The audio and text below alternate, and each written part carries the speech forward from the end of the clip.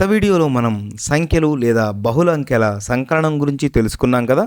ఈ వీడియోలో మనం సంఖ్యల వ్యవకలనం గురించి తెలుసుకుందాం.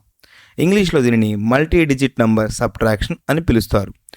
చూడండి సంఖ్యల వ్యవకలనం ఎలా ఉంటుందో. 3,89,200 మైనస్ 76,151 అంటే 3,89,200లోంచి 76,151 తీసివేసి ఫలితం మనం చెప్పాలి.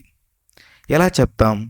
ముందుగా మొదటి సంఖ్యను వ్రాయండి, 3,89,200. తర్వాత రెండవ సంఖ్య 76,151. మీరు గమనించినట్లయితే మొదటి సంఖ్యలో 6 అంకెలు ఉన్నాయి, రెండవ సంఖ్యలో 5 అంకెలు మాత్రమే ఉన్నాయి. మనం ముందు వీడియోలో చర్చించి ఉన్నాం కదా. రెండు సంఖ్యలలోనూ సమాన అంకెలు ఉన్నప్పుడు తీసివేత కావచ్చు, లేదా వ్యవకలనం కావచ్చు, సంకలనం కావచ్చు, చాలా సులభం. కాబట్టి ఈ 76,151కి ముందుగా 0ని జోడిద్దాం.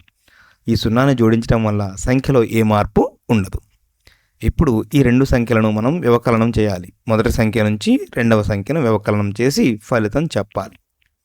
సహజంగా మీకు తెలుసు, వ్యవకలనం కుడివైపు నుంచి మొదలు పెడతాం, ఒకట్ల స్థానం నుంచి. మొదటి సంఖ్యలో ఒకట్ల స్థానంలో 2 ఉంది, అంటే 2 ఒకట్లు ఉన్నాయి. రెండవ సంఖ్యలో ఒకట్ల స్థానంలో 1 ఉంది, అవునా? కాబట్టి 2 - 1 1 అవుతుంది, అంటే 1. అయితే మీరు చూడండి, మొదటి సంఖ్యలో 10ల స్థానంలో 0 ఉంది, రెండవ సంఖ్యలో 10ల స్థానంలో 5 ఉంది. అంటే 0 10లోంచి 5 10లు తీసివేయాలి. అది సాధ్యం కాదు కదా. కాబట్టి మనం 100ల స్థానం నుంచి కొంత విలువను బదలాయిద్దాం 10ల స్థానానికి మొదటి సంఖ్యలో. అయితే మొదటి సంఖ్యలో 100ల స్థానంలో కూడా 0నే ఉంది. కాబట్టి వేల స్థానాన్ని గమనించండి. ఇక్కడ వేల స్థానంలో 0 లేదు, 9 ఉంది.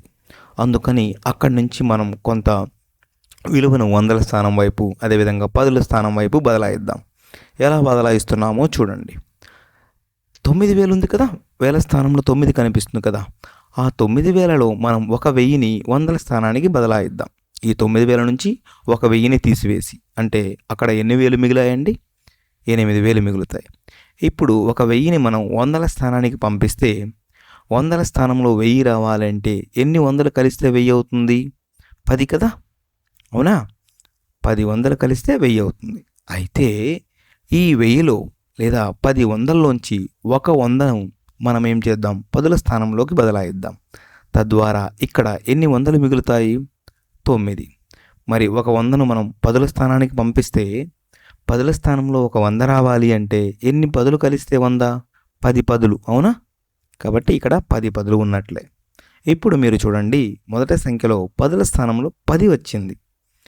10ల స్థానంలో 10 మొదటి సంఖ్యలో, రెండవ సంఖ్యలో 5 ఉంది. కాబట్టి 10 10లలోంచి 5 10లు తీసివేస్తే ఫలితం 5 10లు అవుతుంది. అదేవిధంగా మొదటి సంఖ్యలో 9 100లలోంచి రెండవ సంఖ్యలో ఉన్న 100ను తీసేస్తే ఇలా 9 - 1 ఎన్ని 100లు మిగులుతాయి? 8, అవునా? అదేవిధంగా వేల స్థానాన్ని గమనించండి. 8 - 6 అంటే 2,000. మరి 10,000 స్థానం చూడండి, 8 - 7 అంటే 10,000. చివరగా లక్షల స్థానాన్ని గమనించండి. 3 లక్షలు, రెండవ సంఖ్యలో లక్షల స్థానంలో 0 ఉంది కదా. కాబట్టి 3 - 0 3. అంతిమంగా ఫలితం ఏమైంది? 3,12,851. కాబట్టి ఫలితం చివరగా ఇది అవుతుంది.